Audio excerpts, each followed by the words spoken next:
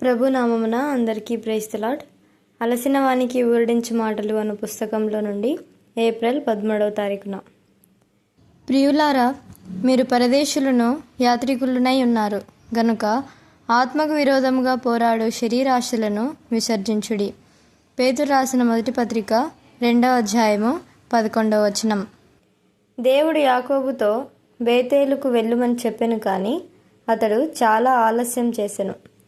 మరలా దేవుడు యాకోబుతో, నీవు లేచి బేతేలునకు వెళ్ళి అక్కడ నివసించి నీ సహోదరుడైన ఏశావు ఎదుట నుండి నీవు పారిపోయినప్పుడు నీకు కనబడిన దేవునికి అక్కడ బలిపీఠము కట్టమని చెప్పెను.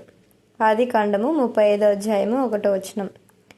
చివరికి యాకోబు దేవుడు తనను నిజంగా బేతేలుకు వెళ్ళమని చెప్పుచున్నాడని గ్రహించెను.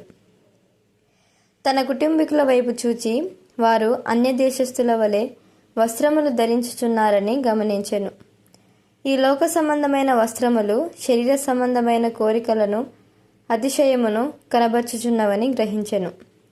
చాలా తరచుగా పిల్లలు పాపపు అలవాట్లు కలిగి పాపపు స్నేహములలో పడిపోవుదురు. తమ యవ్వన ప్రాయములో లోక సంబంధమైన అలవాట్లకు బానిసలగుదురు. వారు ధరించు ఈ వస్త్రములను చూచి మనము సులభముగా వివేచించవచ్చును.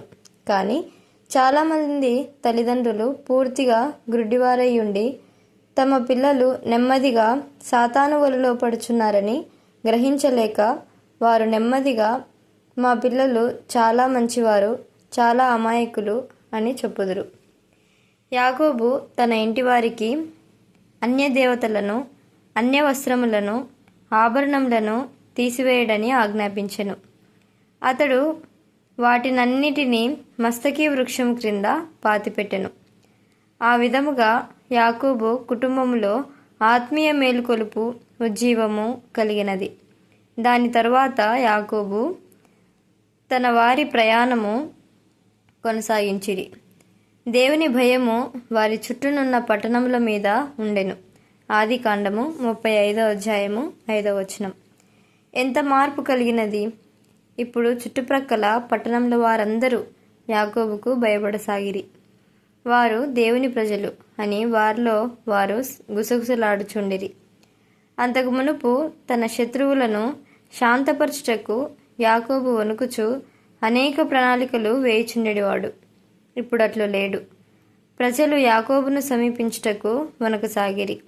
వారికి దేవుని భయము కలిగెను. యాకోబు కుటుంబంలో ఈ ఉజ్జీవం వచ్చిన తరువాత దేవుడు మరలా యాకోబునకు ప్రత్యక్షమై అతనిని ఆశీర్వదించెను. ఆదికాండం 35వ అధ్యాయము 10 నుండి 12 వచనములు. దేవునికి సంపూర్ణంగా లోబడుము. దయచేసి దేవునికి సంపూర్ణంగా లోబడుము. దేవుని ఇల్లైన బేతేలుకు వచ్చుటను ఆపివేయకుము. దేవుని ఇంటి నుండి నిన్ను దూరపరచు శత్రువు యొక్క కుయుక్తితో కూడిన పన్నాగములన్నిటి విషయమై జాగ్రత్త వహించుము. దేవుని ఇంటి యొక్క ఆశీర్వాదం క్రింద, భద్రత కింద నిన్నుంచవలనని దేవుడు కోరుచున్నాడు.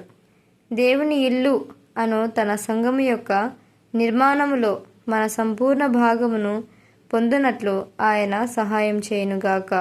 ఆమెన్.